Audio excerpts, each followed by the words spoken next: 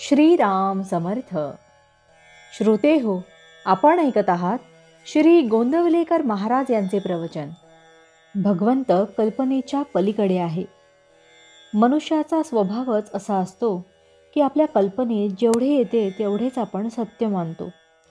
पण आपली कल्पनाच किती संकुचित असते याचा कोणी विचार करीत नाही. जो कल्पनेच्या पलीकडे आहे, जिथे कल्पना थांबते, ज्याला कल्पना बांधू शकत नाही, त्याला कल्पनेने कसे ओळखता येईल? जो ज्ञानाच्या पलीकडे राहिला आहे, त्याला माझ्या तोकड्या ज्ञानाने कसे आजमावता येणार? माझ्या बुद्धीच्या पलीकडे तो आहे, तेव्हा त्याच्या इच्छेनेच त्याचे खरे ज्ञान होणार आहे.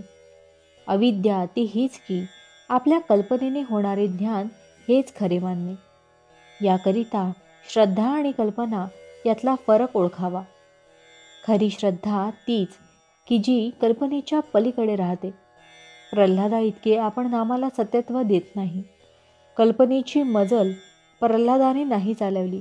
कल्पनेच्याही पलीकडच्या गोष्टी जर आपल्या यत्कशीत संसारात सुद्धा घडतात, तर भगवंत त्या कल्पनेच्या पलीकडे राहिला असे मानायला काय हरकत आहे?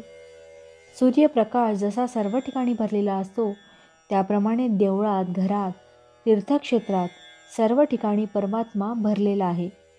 परमात्मा फक्त विद्वानांचा किंवा श्रीमंतांचा नसून तो सर्वांचा आहे.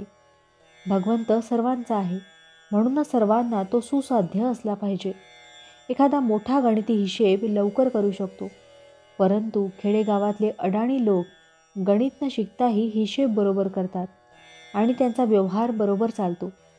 तसे विद्वानाला कदाचित भगवंत लवकर प्राप्त होईल, पण अडाणी माणसाला देखील तो प्राप्त होऊ शकेलच.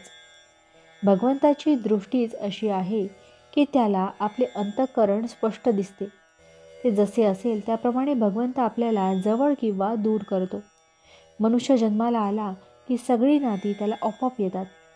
त्याचप्रमाणे परमात्मा आनंदरूप आहे. असे म्हटले की बाकीचे सर्व गुण त्यामध्ये आले असे समजावे. जसा मारुतीमध्ये देवअंश होता, तसाच तो आपल्यामध्येही आहे. त्याने तो फुलवला, पण आपण झाकून तो विझवून टाकला, याला काय करावे? मामलेदाराला बरोबर असलेल्या शिपायाची भीती वाटत नाही, चोराला मात्र त्याच्याबरोबर असलेल्या शिपायाची भीती वाटते.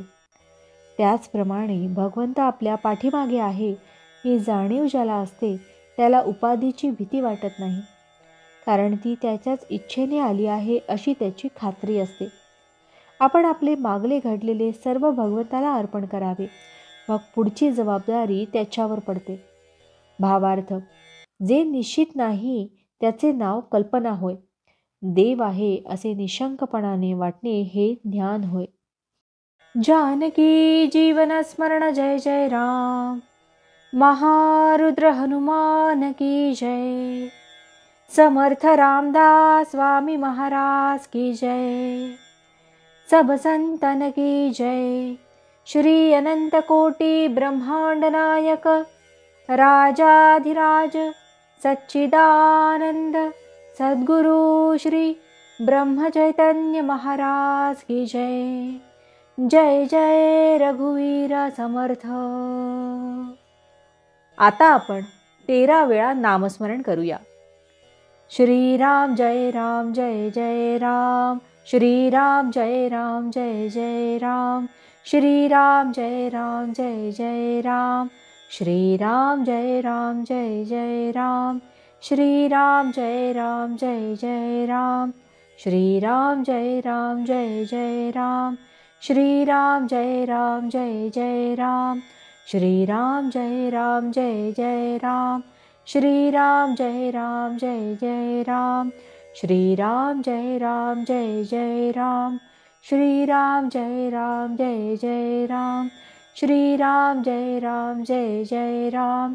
श्रीराम जय राम जय जय राम. जय श्रीराम.